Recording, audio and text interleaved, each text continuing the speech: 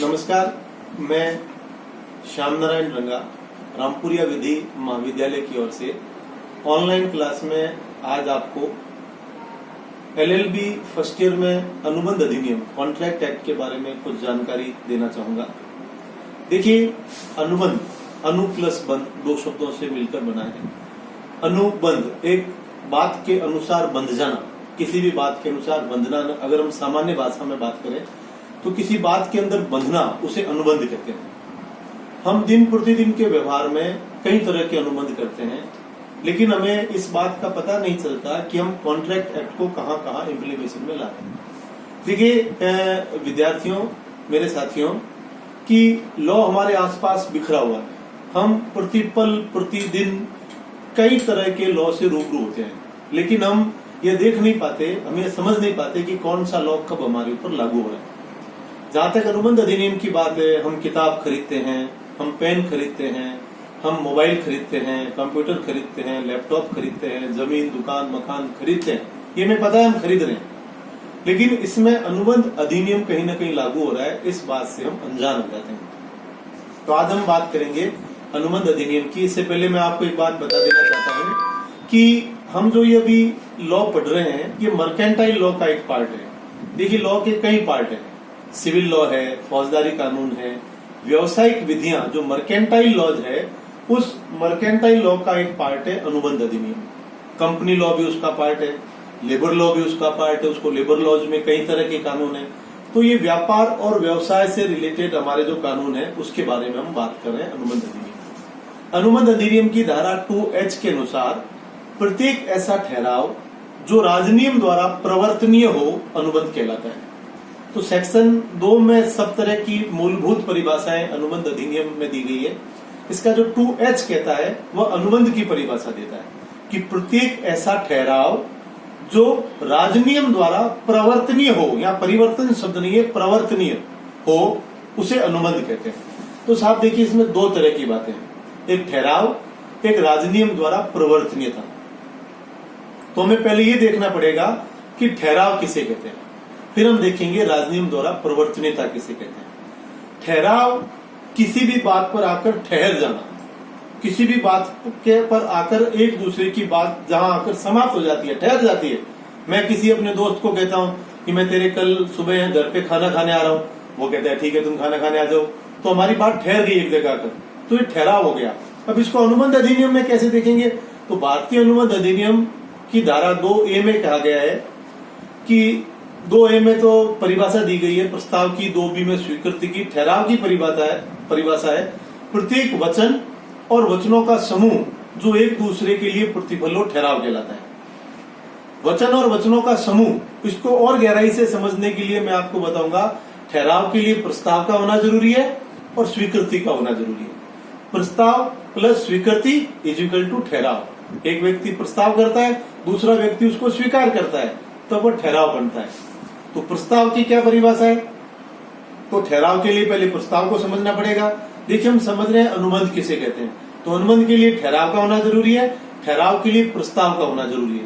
प्रस्ताव की परिभाषा अधिनियम की धारा 2A में दे रखी है। जब एक व्यक्ति किसी दूसरे व्यक्ति को किसी कार्य को करने या न करने के संबंध में अपनी इच्छा इस आशय से व्यक्त करता है कि उस व्यक्ति की सहमति उस कार्य को करने या न करने के संबंध में प्राप्त हो जाए, तो कहा जाता है पहले व्यक्ति ने दूसरे व्यक्ति के सम्मुख प्रस्ताव रखा। ये सेक्शन 2A की परिभाषा है। अब इसको हम बड़े आसानी से समझेंगे, बहुत आसान परिभाषा है, दिखने में मुश्किल लग सकती है। कि मैं आज एक दुकान पर गया और मुझे किताब खरीदनी है, तो मैं एक व्यक्ति जो किताब खरीदना चाहता हूं, मेरा आशय किताब खरीदना है, और मैं किसी दुकानदार के पास जाकर कहता हूं कि आप मुझे क्या अपनी किताब बेचोगे? तो जब एक व्यक्ति किसी दूसरे व्यक्ति के सम्मुख किसी कार्य को करने या न करने के उद्देश्य से, तो प्रस्ताव किसी कार्य को करने के लिए भी हो सकता है, किसी कार्य को नहीं करने के लिए भी हो सकता है। तो मैं किताब खरीदना चाहता हूं, कार्य करना है, मैं किसी को कहूं आप कोर्ट में गवाही देने मत जाना, तो गवाही देने नहीं जाना किसी कार्य को नहीं करने का प्रस्ताव है। तो जब एक व्यक्ति किसी कार्य को करने के लिए, किताब खरीदने के लिए किसी दूसरे व्यक्ति के सम्मुख, दुकानदार के सम्मुख अपनी इच्छा, मतलब किताब खरीदने की इच्छा इस आशय से रखता है कि दुकानदार की उस व्यक्ति की सहमति उस कार्य को करने या नहीं करने, अगर सकारात्मक प्रस्ताव है तो करने के लिए, नकारात्मक प्रस्ताव है तो नहीं करने के लिए प्राप्त हो जाए। तो मैं दुकान पर जो जा रहा हूं किताब खरीदने के लिए, मेरी इच्छा है किताब खरीदने की, तो मैं चाहता हूं कि दुकानदार हाँ कहे, दुकानदार ना नहीं कहे। मेरी इच्छा है कि दुकानदार उस काम को करने के लिए हाँ कहे।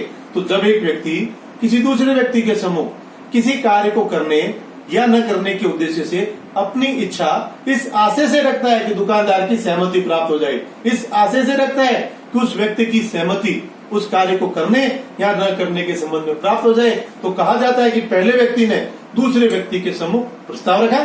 मैंने दुकानदार के सम्मुख प्रस्ताव रखा कि आप अपनी किताब मुझे बेचोगे, मन में आशा है कि दुकानदार हाँ कहे। तो ये है प्रस्ताव की परिभाषा। उम्मीद करता हूं आपको समझ आई होगी। फिर है प्रस्ताव प्लस स्वीकृति की परिभाषा। तो अधिनियम की धारा 2B में स्वीकृति की परिभाषा 2B कहती है कि जिस व्यक्ति के सम्मुख प्रस्ताव रखा गया है वह उस पर जब अपनी सहमति दे देता है तो कहते हैं प्रस्ताव स्वीकार हो गया। दुकानदार कह देता है कि हाँ मैं अपनी किताब आपको बेचना चाहता हूँ, तो सहमति होगी। प्रस्ताव और स्वीकृति जब जुड़ जाते हैं तो ठहराव हो जाता है। तो ये बन गया ठहराव। मैं आपके घर खाना खाने आना चाहता हूँ, आपने कहा आ जाइए, तो मेरा प्रस्ताव आपकी स्वीकृति, ये ठहराव हो गया। अब अधिनियम की परिभाषा 2H की कि प्रत्येक ऐसा ठहराव जो राजनियम द्वारा प्रवर्तनीय हो। तो इसका मतलब कुछ ठहराव ऐसे होते हैं जो राजनियम द्वारा प्रवर्तनीय नहीं होते। तो कौन से ठहराव राजनियम द्वारा प्रवर्तनीय नहीं होते? देखिए, राजनीतिक ठहराव, सामाजिक ठहराव, पारिवारिक ठहराव, नैतिक ठहराव जैसे ठहराव राजनियम द्वारा प्रवर्तनीय नहीं होते।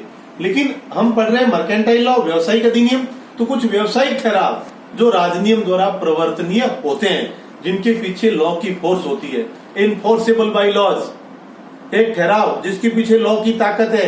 लॉ की ताकत होने का क्या मतलब है कि जब अनुबंध के दोनों पक्षकारों में से एक पक्षकार किसी कार्य को करने या नहीं करने से मना कर देता है तो उसे विधि द्वारा लागू करवाया जा सके। देखिए, जब एक अनुबंध होता है, एक ठहराव होता है, तो उसके अंतर्गत दोनों पक्षकारों के कुछ अधिकार उत्पन्न होते हैं, कुछ दायित्व उत्पन्न होते हैं।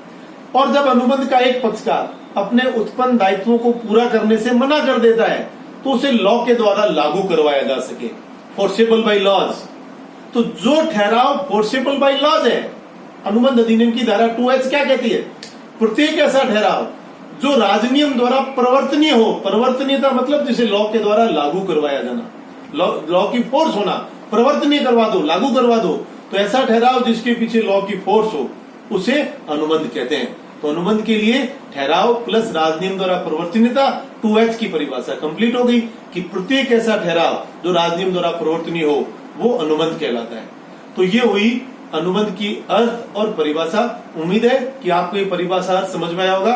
हम अपने अगले वीडियो में आपको अनुबंध के आवश्यक तत्वों के बारे में और अनुबंध अधिनियम की दूसरी बातों के बारे में बताएंगे। धन्यवाद।